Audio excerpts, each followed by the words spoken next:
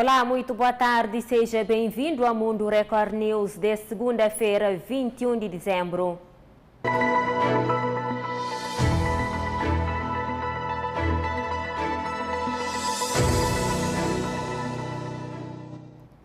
Nota começa com destaque sobre pandemia de coronavírus, que na Turquia 9 pessoas morrem depois de explosão de um ventilador pulmonar num hospital que tratava pessoas com coronavírus.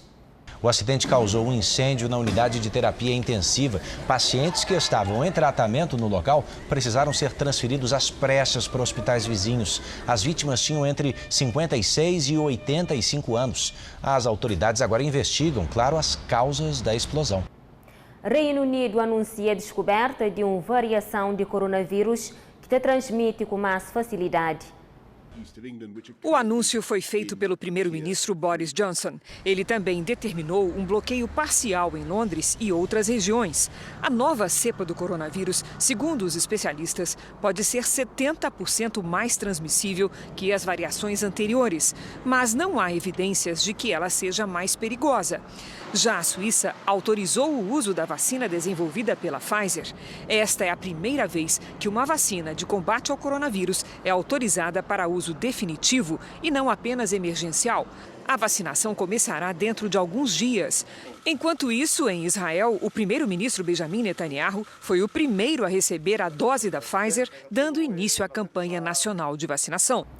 Pelo menos 5 pessoas nos Estados Unidos e no Reino Unido teve um choque anafilático, um tipo grave de reação alérgica, depois que se tomou vacina de Pfizer contra a Covid-19.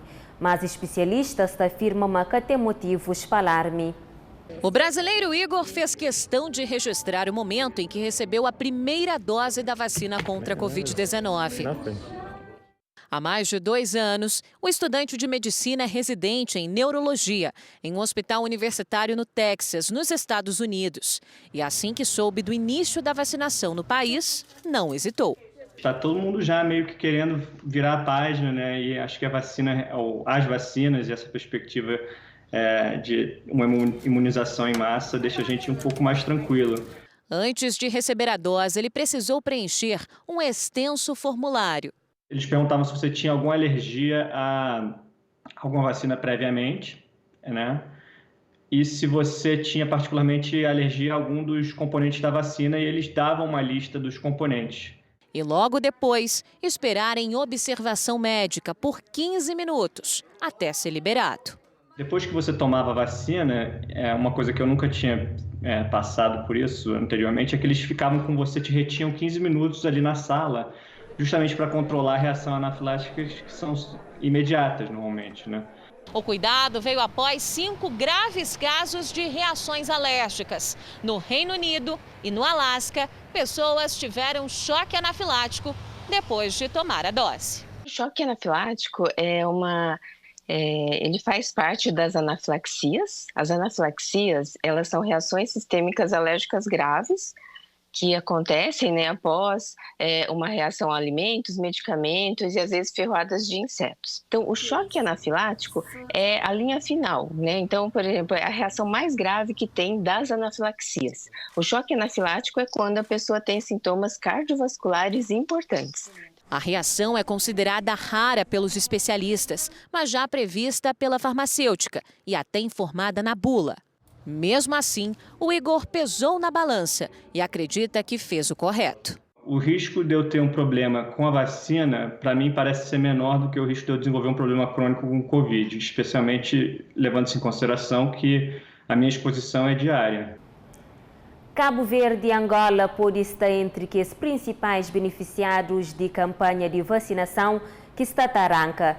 Embora o panorama ainda está sombrio na África subsaariana, segundo afirma uma consultoria. A distribuição das vacinas contra a Covid-19 vai ser provavelmente muito mais lenta em África que em muitas outras partes do mundo. E o impulso da vacina na atividade econômica interna deverá ser também mais reduzido, mas os países que vão beneficiar mais são os principais exportadores de matérias-primas e as economias dependentes do turismo, como é o caso de Cabo Verde e Angola, dizem os analistas da Capital Económicas. Para os analistas, a distribuição será mais problemática climática na África subsaariana do que noutras partes do mundo, principalmente devido à fraca infraestrutura de armazenamento e oferta. Ainda assim, alertam, o panorama permanece sombrio para a região. Apesar da perspectiva econômica melhorada, a crise vai ter um legado duradouro, onde muitos países em África devem sofrer com os seus efeitos e comparando com os outros países no mundo. Para além disso, concluem, os governos vão acabar por ter um peso maior da dívida, já que até agora os esforços de alívio da dívida não têm estado à altura das expectativas e da nova iniciativa do G20 sobre um enquadramento comum deve seguir o mesmo caminho. Por isso, alertam que deve haver mais austeridade nos próximos tempos. Investimento direto estrangeiro na Cabo Verde recupera no terceiro trimestre, mas desde o início de ano com a pandemia cai 31% face a 2019, segundo dados do Banco Central.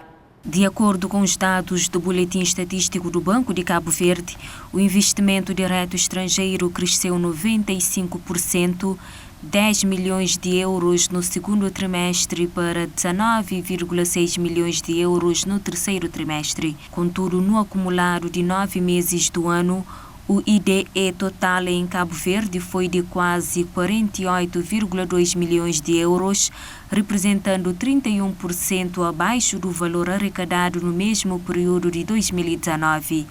Conforme a mesma fonte no terceiro trimestre, o IDE de Portugal em Cabo Verde liderou 9,3 milhões de euros, seguido por Espanha com 1,7 milhão de euros investidos no arquipélago.